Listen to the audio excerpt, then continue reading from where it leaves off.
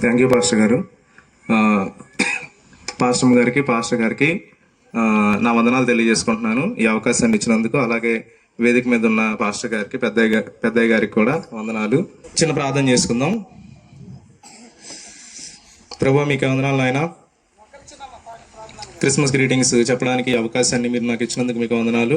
మీ మాటలు పంచుకోవడానికి ప్రభువా, ఈ ప్లాట్ఫామ్ని మీరు ఇచ్చినందుకే మీకు స్తోత్రాలు చెల్లించుకుంటున్నాను. సరిగా నేను మాట్లాడడానికి సహాయం చేయండి నాయన. తొందరపడి నాయన నా ఇష్టమైన మాటలు మాట్లాడకుండా మీ ఆత్మ నడిపింపు చేత పరిశుద్ధాత్మ దేవ నన్ను వాడుకొని మనం ప్రార్థిస్తూ మీ సన్నిధిని మా మధ్యలో ఉంచి ప్రభువా, సరి అయిన రీతిలో నేను బోధించే క్యాపబిలిటీ నాకు అనుగ్రహించమని ప్రార్థిస్తూ యేసు నామములో అడుగుచున్నాను పరమ తండ్రి, ఆమేన్.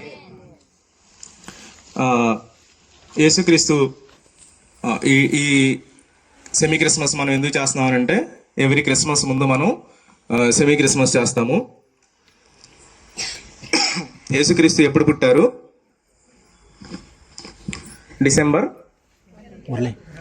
25న పుట్టారని మనం అందరం అనుకుంటాం. కానీ యాక్చువల్గా ఆ రోజు యేసుక్రీస్తు పుట్టలేదు.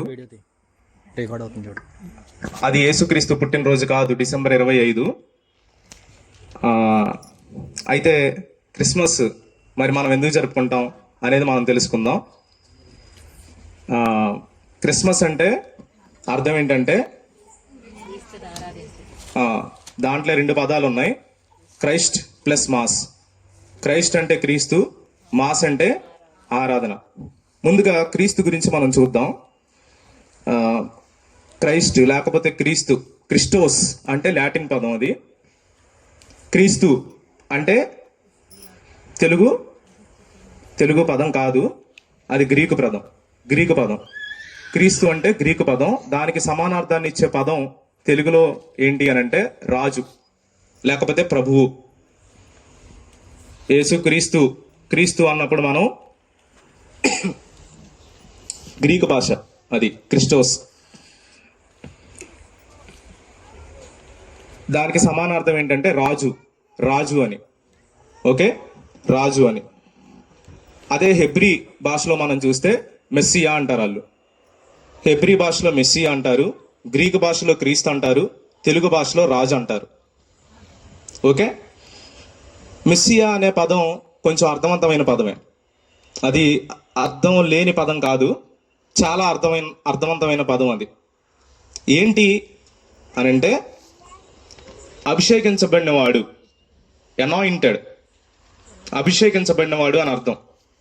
అభిషేకించబడ్డం అనేది మనం చూడాలి అని అంటే, ఇశ్రాయేల్ చరిత్రలో చాలా రకాల అభిషేకాలు ఉన్నాయి. ప్రాముఖ్యంగా 3, అంటే దావీదు రాజు అయ్యాడు అనుకోండి, అంటే రాజుల్ని అభిషేకించడం ఉంది. సౌలు రాజు అయ్యాడు, అభిషేకించారు. ఇలా చూసుకుంటూ పోతే యాజకులు, అహరోను ప్రధాన యాజకుడు అయినప్పుడు అభిషేకించారు. తర్వాత ఇంకెవరు అని అంటే ప్రవక్తల్ని అభిషేకించారు. ఓకే, అంటే అభిషేకం దేనికి గుర్తు అని అంటే, దేవుని దగ్గర నుంచి, అంటే ఇశ్రాయేలీ పరిభాషలో నేను మాట్లాడుతున్నా, మనకు అర్థమయ్యే భాష కాదు అది. ఎందుకంటే మనం ఇశ్రాయేల్ చరిత్ర నుంచి మనం చూడాలి. ఎందుకంటే ఈ చరిత్ర అంతా జరిగింది ఇజ్రాయెల్ కంట్రీలో కాబట్టి వాళ్ళ కోణంలో నుండి మనం, వాళ్ళ డైమెన్షన్లో నుండి అర్థం చేసుకోవడానికి ప్రయత్నం చేయాలి. ఇశ్రాయేలీ పరిభాషలో అభిషేకించడం అంటే మనం తీసుకునేంత చిన్న పదం కాదు, చిన్న అర్థం కాదు. అది దేవుని దగ్గర నుంచి వాళ్ళకు వచ్చిన పవర్ అన్నమాట. అంటే దావీదుని అభిషేకించింది చాలా క్రితం కావచ్చు, చాలా సంవత్సరాల తర్వాత రాజు అయిపోయాడు. ఖచ్చితంగా రాజు అవ్వకుండా మాత్రం లేడు. అది దేవుడిచ్చిన శక్తి, దేవుడు ఇచ్చిన పదవి.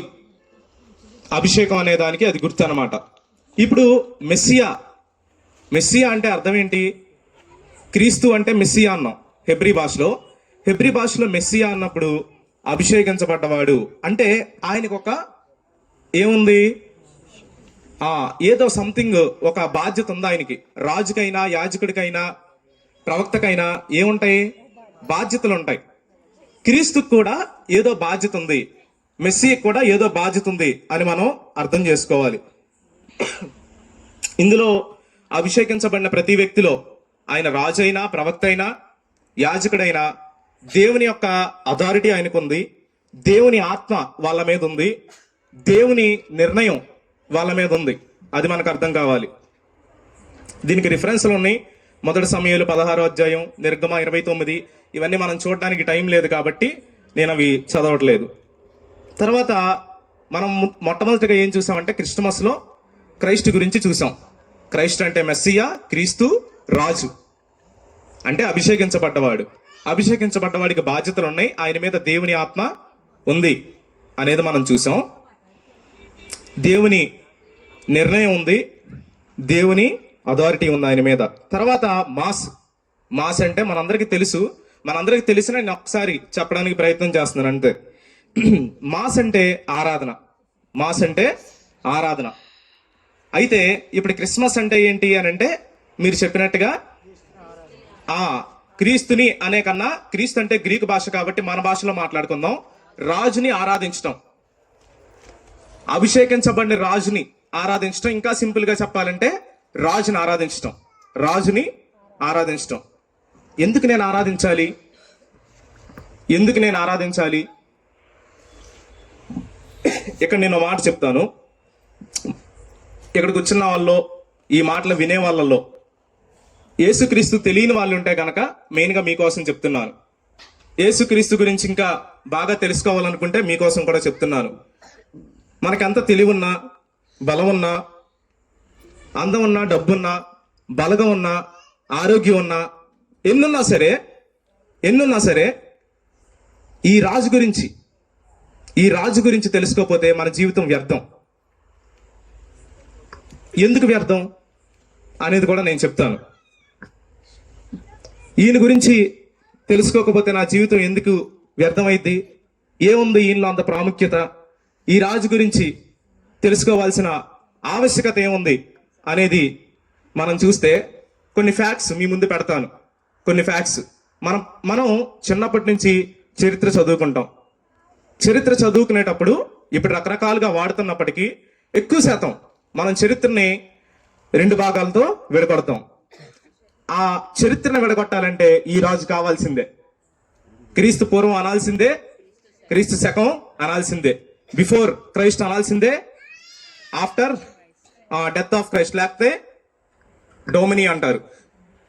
ఏదైనా కానీ చరిత్రను విడగొట్టడానికి ఈయన ప్రాముఖ్యం. అంటే చరిత్ర మొత్తం ఈయన చుట్టూ తిరుగుతుంది. కాబట్టి ఈయన గురించి తెలుసుకోవాల్సిన ఆవశ్యకత ఎంతైనా ఉంది. అదొక్కటే కాదు, నేను ఇంకా చెప్తాను. ఇది మొట్టమొదటి నిజం. ఈయన గురించి ఎందుకు తెలుసుకోవాలి అని అన్నప్పుడు, ఈ రాజు చనిపోయాడు. చాలా మంది రాజుల్లాగానే గొప్ప గొప్ప రాజులు, ప్రపంచాన్ని ఏలియన్ రాజులు ఉన్నారు. ఈజిప్టు ఫరోలు కావచ్చు, బబులోను నెబుకద్నెజర్ కావచ్చు, గ్రీకు అలెగ్జాండర్ కావచ్చు. మన దేశానికి వస్తే మౌర్య సామ్రాజ్యం స్థాపించిన ఎవరు, అశోక చక్రవర్తి కావచ్చు. చాలా మంది రాజులు, చాలా మంది చక్రవర్తులు ఉన్నారు. ఇంకా పోతే అటోమన్ ఎంపైర్స్, ప్రపంచం మొత్తం సామ్రాజ్యాలు స్థాపించిన గొప్ప గొప్ప రాజులు, గొప్ప గొప్ప వ్యక్తులు ఉన్నారు. చనిపోయారు, కానీ ఎవరు బ్రతకలేదు. ఈ రాజు మాత్రం బ్రతికాడు. ఇంకా చెప్తాను. ప్రతి రాజుకి రాజ్యాలు ఉన్నాయి, రాజ్యాంగాలు ఉన్నాయి, రాజుకు లోబడే మనుషులు ఉన్నారు. ఈ రాజుకు కూడా లోబడే మనుషులు ఉన్నారు. ఈ రాజుకు కూడా ఒక రాజ్యం ఉంది. ఈ రాజ్యంలో కూడా జనాలు ఉన్నారు. ఒట్టిగా ఈయన రాజు అని చెప్పట్లేదు. ఎంతమంది జనాలు ఉన్నారు అంటే, ఫర్ ఎగ్జాంపుల్ కొన్ని నంబర్స్ మనం చూడాలి అని అనుకుంటే, ఈ ప్రపంచంలో ప్రస్తుతానికి 800 కోట్ల మంది పైచులకు జనాలు ఉన్నారు. అందులో 30% మంది ఈ రాజుకు లోబడే. దాంట్లో నుంచి 30% మనం పక్కన పెడితే దాదాపుగా 240 కోట్ల పైచిలుకు జనాలు ఈ రాజుకు లోబడుతున్నారు. అంటే ఈ రాజు ప్రాముఖ్యమా కాదా? ఖచ్చితంగా ప్రాముఖ్యమైన వ్యక్తే. 240 కోట్ల మంది ఈ రాజుని ఫాలో అవుతున్నారు అని అంటే ఖచ్చితంగా ప్రాముఖ్యమైన వ్యక్తే. ఇంకో విషయం తెలుసా? ఈ రాజు పుట్టి 2025 సంవత్సరాలైంది. అప్పటి నుంచి ఇప్పటి వరకు దాదాపుగా 600 నుంచి 800 కోట్ల మంది క్రైస్తవులు ఉండుండొచ్చు అనేది అంచనా. అంటే క్రైస్తవులు అని అంటే క్రీస్తుకి లోబడే వాళ్ళు. అంటే 800 కోట్ల మంది ఈయన మాటకి లోబడుతున్నారు అని అంటే ఈయన ప్రాముఖ్యమైన వ్యక్తే కాదా? ఖచ్చితంగా ప్రాముఖ్యమైన వ్యక్తే. ఇప్పటికి కూడా ప్రపంచంలో నెంబర్ 1 ఇన్ఫ్లుయెన్సర్ అని మీరు ఇప్పుడైనా గూగుల్లో కొట్టి చూడండి. ఎవరు ఆ నెంబర్ 1 ఇన్ఫ్లుయెన్సర్ అంటే? ఇన్ఫ్లుయెన్సర్ అంటే ప్రభావితం చేసిన వ్యక్తి. ప్రపంచాన్ని అత్యధికంగా ప్రభావితం చేసిన వ్యక్తుల్లో మొట్టమొదటి స్థానం ఎవరిదో తెలుసా? ఎవరిది? ఈ రాజుదే. ఊరికే చెప్పట్లేదు, ఇది నిజమైన నిజం. ఎలాంటి వ్యక్తుల్ని ప్రభావితం చేశాడో తెలుసా ఈయన? మనకి నేషనల్ మూమెంట్ తీసుకొచ్చిన మనం గాంధీజీ గారని పిలుస్తున్నాం. ఆయన్ని ప్రభావితం చేశారు. వెస్ట్రన్ వరల్డ్ కి ఇండియన్ ఫిలాసఫీ పరిచయం చేసిన స్వామి వివేకానంద, ఆయన్ని కూడా ఈయన ప్రభావితం చేశారు.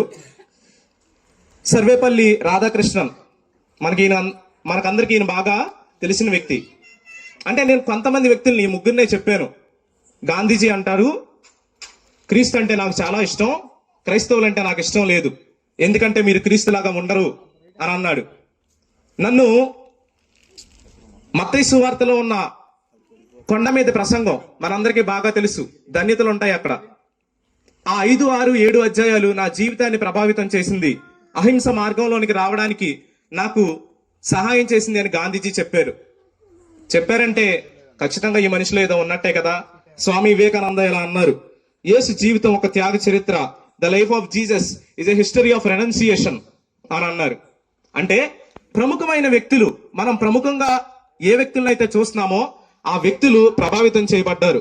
సర్వేపల్లి రాధాకృష్ణన్ ఇలా అన్నారు, Jesus represents the highest form of self sacrifice అని ఆయన చెప్పారు. వీళ్ళందరి గురించి మనం ఎక్స్ప్లెయిన్ చేసుకోవడానికి చాలా టైం ఉంటుంది, కానీ వీళ్ళ గురించి నేను చెప్పట్లేదు. ఇంతే మాత్రం కాదు, ప్రపంచాన్ని మార్చింది శాస్త్రవేత్తలు, సైన్స్ అని మనం అనుకుంటే అందులో the founding fathers of the modern science అంటే ఆధునిక శాస్త్ర విజ్ఞానాన్ని ప్రపంచానికి పరిచయం చేసిన శాస్త్రవేత్తల్లో 70 నుంచి 90% మంది ఈ రాజుని నమ్మిన వాళ్ళే. మనం ఈరోజు వాళ్ళు రాసిన లేకపోతే వాళ్ళు కనిపెట్టిన ప్రిన్సిపల్స్ ని మన పిల్లలు చదువుకుంటున్నాం బుక్స్ లో. వాళ్ళు రాసిన వాటికి అంత ప్రాముఖ్యతనిస్తే మరి వాళ్ళు నమ్మిన దానికి మనం ఎంత ప్రాముఖ్యతనివ్వాలి? వాళ్ళలో కొంతమంది పేర్లు చదువుతాను. సర్ ఐజాక్ న్యూటన్ మనకు బాగా తెలుసు, గ్రావిటేషనల్ ఫోర్స్ కి సంబంధించిన 3 లాస్ ఈయనే కనిపెట్టారు. జోనస్ కెప్లర్, గెలీలీ టెలిస్కోప్ కనిపెట్టారు. కెప్లర్ స్పేస్ కి సంబంధించి బాగా రీసెర్చ్ చేశారు. ఇలా అందరి గురించి నేను చెప్పొచ్చు, కానీ టైం లేదు. బ్లైజ్ pascal, Robert boil, Michael Faraday, వీళ్ళందరూ క్రీస్తుని నమ్మినోళ్ళు, ప్రపంచాన్ని మార్చినోళ్ళు శాస్త్ర సాంకేతికతతో. అంతేకాదు క్రీస్తుని నమ్మినోళ్ళు 60 నుంచి 65% మంది నోబెల్ అవార్డు గ్రహీతలు అందరూ కూడా క్రీస్తుని నమ్మినోళ్లే. అంటే 100 మంది నోబెల్ బహుమతి తీసుకున్నారు అనంటే, నోబెల్ బహుమతి అనంటే ప్రపంచ ప్రఖ్యాతిగాంచిన బహుమతి అది. అందులో 60 నుంచి 65% మంది, అంటే 100 మంది తీసుకుంటే 60 మంది ఈ రాజుకు లోబడిన వాళ్ళే. అంటే ఈ రాజు మనం ఆలోచించడానికి సమయం కేటాయించాల్సిన రాజు. నేను చెప్పేది అది. 2025 సంవత్సరాల నుంచి ఇన్ని కోట్ల జనాభా, ఇంత గొప్ప ప్రముఖ వ్యక్తులు, వాళ్ళని, శాస్త్రవేత్తల్ని, 100 కోట్ల జనాన్ని ప్రభావితం చేసిన ఆయనలో ఏముంది? ఎందుకు వాళ్ళు ఈయన గురించి అంత గొప్పగా మాట్లాడుతున్నారు? ఏం లేదురే, నాకంతా తెలుసు, ఇది మతం మార్చడానికి మీరు చేసే ప్రయత్నం, ఇదంతా ఒట్టి బూటకం అని అనుకుంటారా? సాక్రటీస్ అన్నాడు. సాక్రటీస్ అంటే తత్వవేత్తల్లో బాగా పేరుగాంచిన ఆయన Greek philosopher. I know I am intelligent because I know that I know nothing. నేను చాలా జ్ఞానిని అనే విషయం నాకు తెలుసు, ఎందుకంటే నాకేమీ తెలియదు అనే విషయం నాకు తెలుసు కాబట్టి అన్నాడు. అన్నీ తెలుసు అనుకునేవాడు మూర్ఖుడు, ఏమీ తెలియదు అనుకునేవాడు ఆలోచించే తెలివి తక్కువ వాళ్ళలాగా. ఇది నేను చెప్తున్నాను, ఇది నా మాట. ఆలోచించే తెలివి తక్కువ వాళ్ళలాగా మిగిలిపోయినా పర్లేదు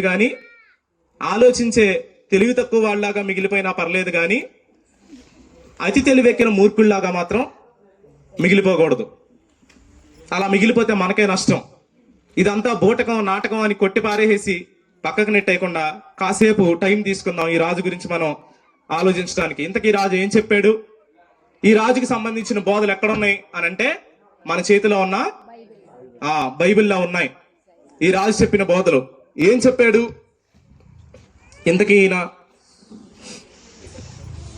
మొత్తం మనం చెప్పుకోవాలంటే 66 పుస్తకాలు ఉన్నాయి. దాంట్లో 1189 అధ్యాయాలు ఉన్నాయి, వేల వచనాలు ఉన్నాయి. మనం అన్నీ చెప్పుకోలేం, కానీ దాని సారాంశాన్ని సమ్మరైజ్ చేసి నేను ఒక 5-6 నిమిషాల్లో చెప్పడానికి ప్రయత్నం చేస్తాను. ఈ ముందుగా మనం ఈ భూమిని అర్థం చేసుకుందాం. ఈ భూమి ఎక్కడుందంటే ఒక సౌర కుటుంబంలో ఉంది. సౌర కుటుంబం ఎక్కడుందంటే ఒక గెలాక్సీలో ఉంది. కొన్ని లక్షల గెలాక్సీస్ కలిస్తే ఒక యూనివర్స్ అయ్యిద్ది. మనకు అర్థమయ్యే భాషలో చెప్పాలంటే భూమి అంతా విశ్వం ఉంది, మన దేశం అంతా ఒక గెలాక్సీ ఉంది, మన దేశంలో ఒక ఫుట్బాల్ అంతా సూర్యుడు ఉన్నాడు, మన దేశంలో ఇసుక రేణువు అంతా భూమి ఉంది. అంటే భూమి విశ్వం అనుకుంటే భూమిలో ఉన్న ఒక ఇసుక రేణువు అంటే మనకు అర్థం కావట్లేదేమో, చాలా చిన్నగా ఉంటుంది. ఇసుక పట్టుకున్నప్పుడు సింగిల్ పార్టికల్ మనం బయటికి తీయాలి, శాండ్ పార్టికల్. అంత చిన్నది భూమి. దేంతో పోల్చినప్పుడు? విశ్వంతో పోల్చినప్పుడు. మనం ఈ భూమి దాటి మార్స్ మీదకి వెళ్ళడానికి చేసే ప్రయత్నాలు ఇన్నని కాదు. ఈ ప్రపంచ హిస్టరీ చూసుకుంటే దాదాపు 5,000 సంవత్సరాలు ఉన్నాయి అనుకుంటే ఇప్పటి వరకు మన గ్రహం దాటి బయటికి వెళ్ళలేకపోయాం వేరే గ్రహానికి. అంటే ఒక ఇసుక రేణువు దాటి ఇంకో ఇసుక రేణువు మీదకి వెళ్ళలేని మనిషి నాకు అన్నీ తెలుసు అని ప్రగల్భాలు పలకూడదు. బైబిల్ ఏం చెప్తుంది, లేకపోతే ఈ రాజు ఈ పుస్తకం ద్వారా ఏం చెప్పాలనుకుంటున్నాడు అని అంటే, మొట్టమొదటిగా ఈ రాజు ఏం చేశాడంటే సృష్టించేశాడు. ఆ సృష్టికి ఒక అధికారిని చేశాడు. ఆయన విశ్వం మొత్తానికి అధికారి. ఆయన చిన్న ఇసుక రేణువు మీద మనిషి అనే ఒక అధికారిని పెట్టాడు, సర్వ సృష్టికి అధిపతిగా పెడితే ఈయన అనుకున్నాడు ఆ రాజుని దాటిపోవాలనుకున్నాడు. ఏ రాజుని? ఇసుక రేణువు మీద ఉన్న ఒక అధికారి భూమి మీద ఉన్న ఒక అధికారి కంటే ఎక్కువ అవ్వాలనుకున్నాడు. దీన్ని ఈ రాజు ఏమని చెప్తున్నాడంటే పాపం అని చెప్తున్నాడు. దానివల్ల వచ్చిన పర్యవసానాలు ఏంటి అని అంటే, ఒక్కసారి ఆ రాజు నుంచి దూరం అయ్యాక హత్యలు, ఘోరాలు, నేరాలు, వ్యభిచారం, పగలు, కక్షలు, కలహాలు, గలతీ 5:19 చూస్తే శరీర కార్యములు స్పష్టమై ఉన్నవి అని మొత్తం చెప్తాడు. ఇన్నొచ్చాయి. ఇన్ని చేసి ఆ రాజు కన్నా ఎక్కువ అవ్వగలిగాడా అని అంటే లేదు. ఇంకా తన జీవితాన్ని దుర్భరంగా తయారు చేసుకున్నాడు, నరకమయంగా చేసుకున్నాడు. కాబట్టి రాజు ఏం చేశాడంటే, తయారు చేసిన ఒక ఉద్దేశంతో, మనకు ఉద్దేశం ఉంది. ఫర్ ఎగ్జాంపుల్ నేను ఇలా అంటాను, దీన్ని తీసుకెళ్లి దీంతో మేకులు దిగ్గొట్టొచ్చా? ఎందుకు దిగ్గొట్టకూడదు? దీన్ని తయారు చేసి దిగ్గొట్టొచ్చా అంటే దిగ్గొట్టొచ్చు, కానీ ఇది పగిలిపోద్ది. దీంతో సరిగ్గా పని జరగదు. సుత్తిని నా నోటి దగ్గర పెట్టుకుని మాట్లాడొచ్చా? మాట్లాడొచ్చు, మాటలు బయటకు వస్తాయి, కానీ దాని ఉద్దేశం అది కాదు. అలా మనిషి కూడా ఆ రాజు ఏ ఉద్దేశంతో మనిషిని చేశాడో ఆ ఉద్దేశానికి పనికి రాకుండా తనకిష్టమైనట్టుగా పని చేయడం మొదలు పెట్టాడు. అదే పాపం అంటే. పాపం అంటే అబద్ధాలు ఆడడం, దొంగతనాలు చేయడం, ఇవి కాదు పాపం అంటే. ఏ ఉద్దేశంతో మనిషిని ఆ రాజు చేశాడో ఆ ఉద్దేశానికి లోపడకుండా మనకిష్టమైన ఉద్దేశానికి మనల్ని మనం తిప్పుకోవడం పాపం. దానివల్ల వచ్చే పర్యవసానాలు మిగతావన్నీ, శరీర కార్యాలు కావచ్చు, దురాశలు కావచ్చు, ఏవైనా సరే. ఇప్పుడు అలా దూరమైన మనిషికి ఒకే ఒక శిక్ష ఉంది. ఏంటో తెలుసా? జీవితాంతం బ్రతికినన్నాళ్ళు ఆ రాజుకి దూరంగానే ఉండాలి. ఇంతకీ మనిషి చనిపోతాడా అని అంటే చనిపోతాడు, కానీ పూర్తిగా కాదు. మనిషిలో ఉన్న ఒక భాగం మాత్రం చనిపోదు. అది ఎక్కడికో చోటకి వెళ్ళాలి. అయితే ఆ రాజు దగ్గరికి వెళ్ళాలి, లేకపోతే ఆ రాజు లేని ప్రదేశం ఇంకోటి ఉంది, అక్కడికి వెళ్ళాలి. కాబట్టి రాజు ఏం చేశాడంటే, మనిషి ఒక్కసారే పుట్టాలి, ఒక్కసారే చావాలి అని ఈయన నిర్ణయించాడు. మనం అనుకుంటాం ఒక్కోసారి మనకు బాగా కావాల్సిన వాళ్ళు చనిపోయారు అనుకో, మన ఇంట్లో ఎవరైనా పిల్లలు పుడితే, మా తాత పుట్టాడు, మా అమ్మ పుట్టింది, అని అనుకుంటాం. కానీ విశ్వాన్ని ఏలే రాజు మాత్రం అలా చెప్పట్లేదు. ఏమని చెప్తున్నాడంటే, ఒక్కసారే మనిషి పుట్టాలని, ఒక్కసారే మృతి చెందాలని ఆయన నిర్ణయించాడు. ఆయన ఎవరు నిర్ణయించడానికి అంటే, అడిగే హక్కు నీకు లేదు, ఆయన చేస్తే నువ్వు వచ్చావు. ఆయన ఎలా అయినా నిర్ణయిస్తాడు. ఒక్కసారి పుట్టిన మనిషి ఒక్కసారే చావాలి అని అన్నప్పుడు మరి తనకి ఆ రాజుతో ఎలా కలుసుకుంటాడు? ఎందుకంటే కలుసుకునే మార్గం చాలా దూరంగా ఉంది, దాని పరిహారం చాలా ఎక్కువ ఉంది, దానికి కట్టాల్సిన వెల ఒక నీతిమంతుని రక్తం. మనుషులందరూ తమను చేసిన ఉద్దేశాన్ని కోల్పోయి పనికిమాలిన వాళ్ళైనప్పుడు ఆ రాజే ఏం చేశాడు అనంటే, తానే ఒక మహత్తరమైన ప్రణాళిక చేసి తానే ఆ శిక్షను భరించాడు. అదే క్రిస్మస్. అయితే అది ఉచితంగా వచ్చేది, మనం దానికి డబ్బులు కట్టాల్సిన పని లేదు. మీరు మతం మార్చుకుని, తెల్ల బట్టలు వేసుకుని, దశంభాగాలు పట్టుకుని ఏదో చేయాలని చెప్పట్లేదు. అవన్నీ సంఘం పెట్టుకున్న కట్టళ్ళు. సంఘంలో 100 ఉండొచ్చు, కానీ మీకు రక్షణ ఉచితం. ఇది మీ వలన కలిగినది కాదు, ఇది దేవుని కృపావరం. ఎఫెసీ పత్రిక 2వ అధ్యాయంలో పౌలు భక్తుడు మనతో చెప్తా ఉంటాడు, మీ అపరాధముల చేత పాపముల చేత చచ్చిన వారై ఉండగా ఆయన మిమ్మల్ని క్రీస్తుతో కూడా బ్రతికించాడు. అయితే ఆ బ్రతికించిన విధానం ఉచితం, దానికి మీరు డబ్బులు కట్టాల్సిన పని లేదు. ఇది ఆలోచించడానికి మీకు టైం ఉంది, ఆలోచించండి.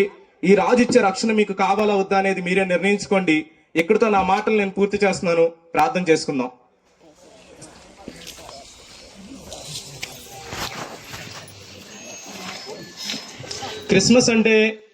క్రిస్మస్ అంటే కేక్ కటింగో, క్యాండిల్స్ వెలిగించడమో, భోజనాలు పెట్టుకోవడమో, లైటింగ్ వేసుకోవడమో, పెద్ద పెద్ద సౌండ్స్ తో మనం పాటలు పాడడమో, ఇవన్నీ కాదు. అయితే ఇవన్నీ చేస్తాం. ఎందుకు చేస్తాం అనంటే, మనం కూడా సంతోషిస్తాం యేసుక్రీస్తు పుట్టాడని. అయితే అసలైన క్రిస్మస్ ఏంటంటే, ఈ విశ్వం మొత్తానికి రాజుని ఆరాధించటం. నేను ఎందుకు ఆరాధించాలి అన్నదానికి నేను కొన్ని నిజాలు చూపించాను. సత్యాన్వేషణ చేయాలనుకుంటే మీరు చెయ్యొచ్చు, మహానుభావులు చేశారు. ఈ రాజుని నువ్వు అంగీకరించకపోతే నీ ఆత్మకు నిత్య మరణం. ఆ రాజు లేని ప్రదేశంలో ఎప్పుడు యాతన పడుతూ ఉండాల్సిందే. ఎందుకంటే ఆ రాజు లేని ఈ భూమి ఎలా ఉంది? లంచగొండితనం, అక్రమం, హత్యలు, అత్యాచారాలు. అయితే ఆయన ఒకసారి వస్తాడు, తన రాజ్యాన్ని స్థాపిస్తాడు. ఆ టైంకి ఆ రాజుకు లోబడే జనాలు మాత్రమే ఆయనతో ఉంచుకుంటాడు. కాబట్టి ఆ రాజుని మనం ఫాలో అవ్వాలి, వెంబడించాలి. ఆ రాజు చెప్పిన ఆజ్ఞల్ని శిరసావహించాలి. అదే నిజమైన క్రిస్మస్ అంటే నువ్వు దేవుని దగ్గరికి వెళ్ళడం కాదు, దేవుడే నీ దగ్గరికి రావడం.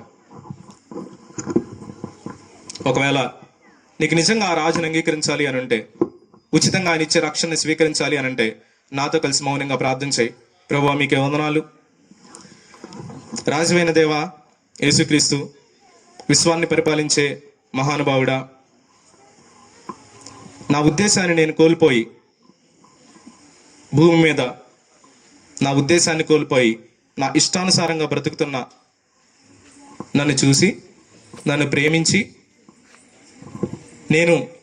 నన్ను నేను రక్షించుకోలేను కాబట్టి యేసుక్రీస్తు మీరు ఈ భూమి మీదకి వచ్చి నా తప్పులకి చెల్లించాల్సిన పరిహారం మీ రక్తంతో చెల్లించి, ఆ వెలని మీరు శిలువ మరణం ద్వారా కట్టి నన్ను విడిపించినందుకు, రక్షించినందుకు స్తోత్రాలు. నిన్ను ప్రభువుగా స్వీకరిస్తున్నాను, మీ ఆజ్ఞలకి శిరసావహిస్తాను. మీరు మరలా తిరిగి వచ్చినప్పుడు నన్ను లేపుతారని, మీతో కలిసి జీవించే భాగ్యాన్ని ఇస్తారని నేను నమ్ముతున్నాను. నన్ను మీ రాజ్యంలో చేర్చుకోండి, మీ జీవ గ్రంథంలో నా పేరు రాయండి. యేసునామములో అడుగుచున్నాను తండ్రి, ఆమేన్. ఇప్పటి వరకు మనందరికీ క్రీస్తు జన్మ చరిత్రను కొంతవరకు పూర్తిగా తెలియజేస్తున్న ప్రవీణ్ గారికి వందనాలు